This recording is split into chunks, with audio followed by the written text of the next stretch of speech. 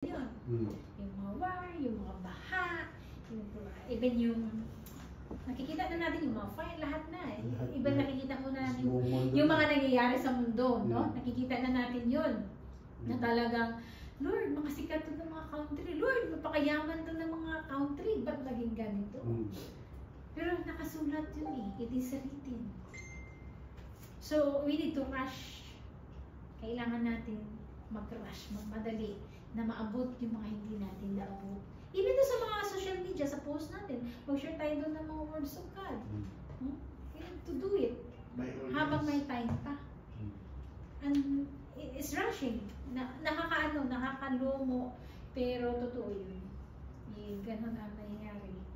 Talagang we need to pray for it. Na talagang marami pa tayong maabot na mga kaluluwa. No? Amen. So number 5, calling and commission.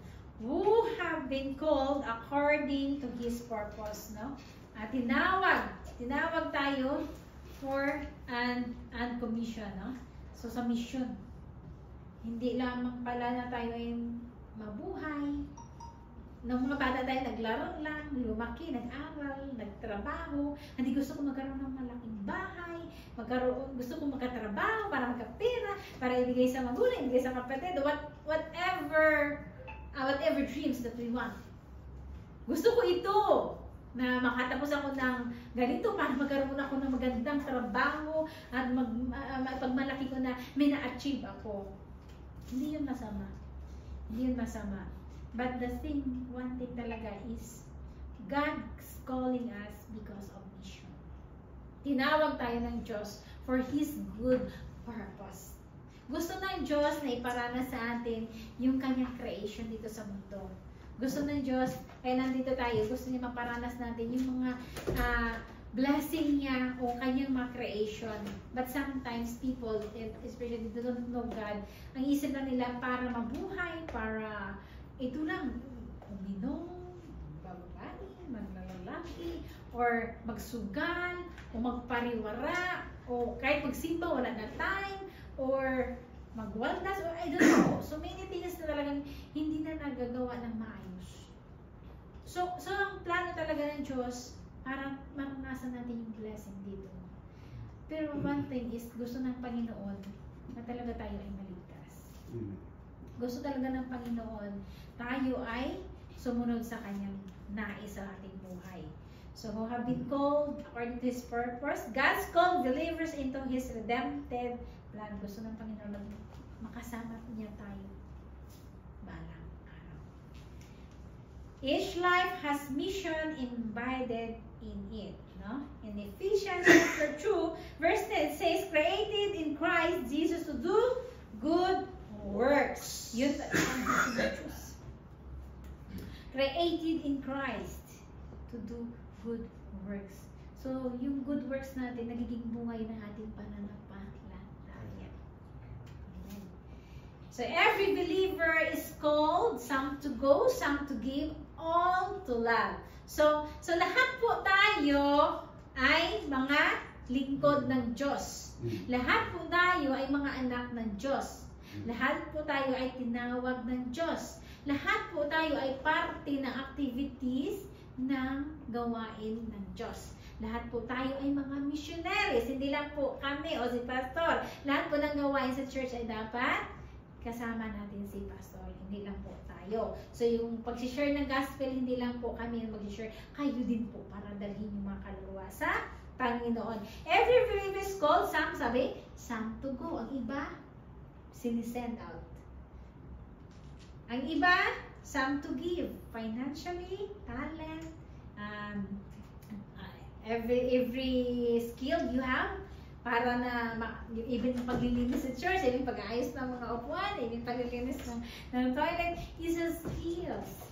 No? Sabihin natin, you do it to glorify God. Amen. Hindi lang na ginawa mo ito dahil, parang nagsisimba na ako, tapos you do it to glorify God. Ginagawa mo ito because you glorify God.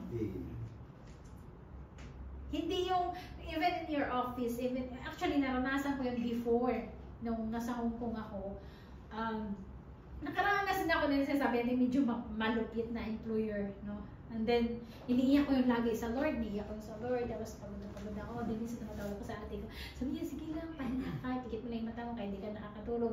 Pero umiiyak na ako niyan. And then, natuto din ako kasi di pa ako Christian noon. Medyo may mga kalukuhan na sila yung mga Pilipina. Tuturuan ka kung ano gagawin mo sa amo mo. Oo na talaga, hindi maintindihan ko. Medyo may ginawa na ako, pero I ask God's forgiveness, no? Pero hindi talaga maganda. Ngayon, nung nakilala ko yung Diyos, doon ko na-realize na hindi pala dapat ikaw gumawa ng mga ganung bagay. And then, doon mo pala sabihin yung lahat ng bagay na ginagawa mo, hindi ka dapat mag-complain. You do it to glorify God. Pero alam mo, pag natutunan mo yun, yung ginagawa mo pala, kahit walang nagta-thank you dyan sa'yo, kahit walang nakakapansin dyan sa'yo, tuwang-tuwa yung puso mo.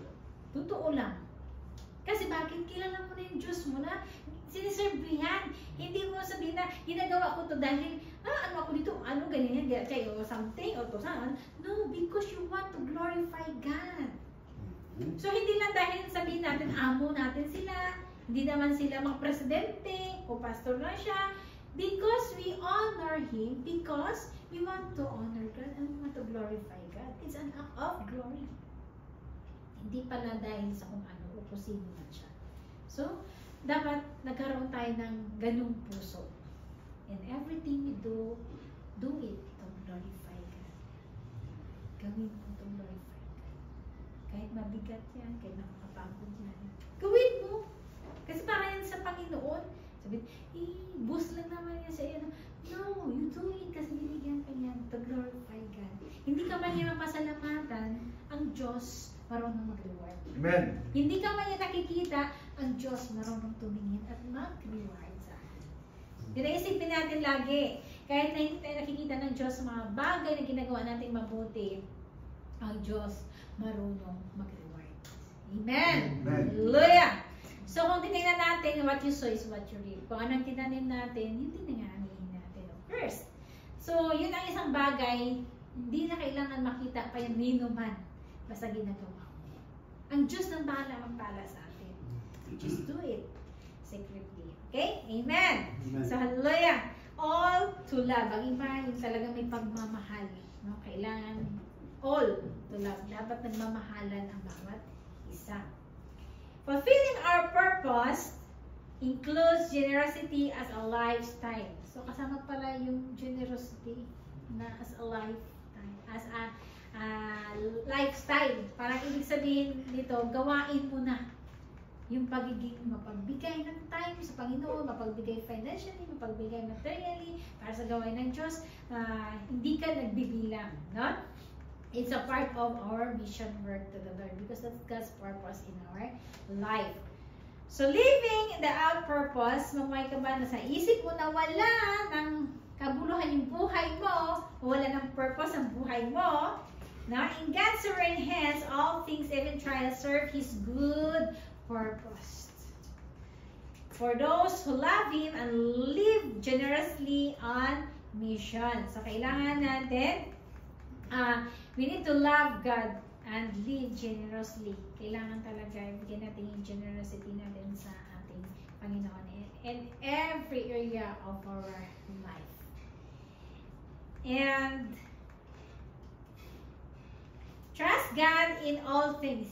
Dapat magtiwala tayo lagi sa Panginoon, sa lahat ng bagay. Sa lahat ng bagay. Love Him with sincerity. Mahalin natin ang Diyos na buo-buo.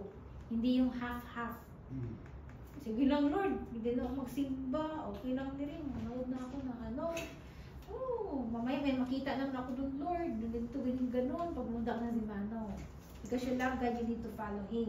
Follow His purpose in your life. Embrace the call of mission. So, kailangan natin yakapin yung tawag o panawagan ng Diyos as a part of mission. Ano bang party natin? We need to share the gospel.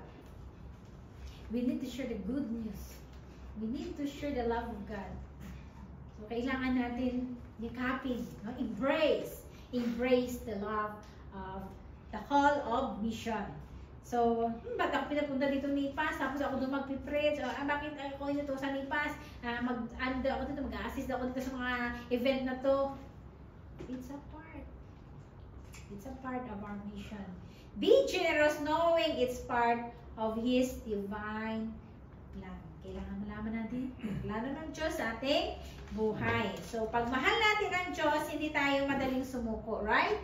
Pero pag hindi natin mahal ang Diyos, wala. So, saan kami pupulutin pagdating ng panahon? Wala. So, no, we will not allow that. Hindi din tayo madaling mapagod. We have the joy. Dapat. And then, no excuses, no complaining, no murmuring.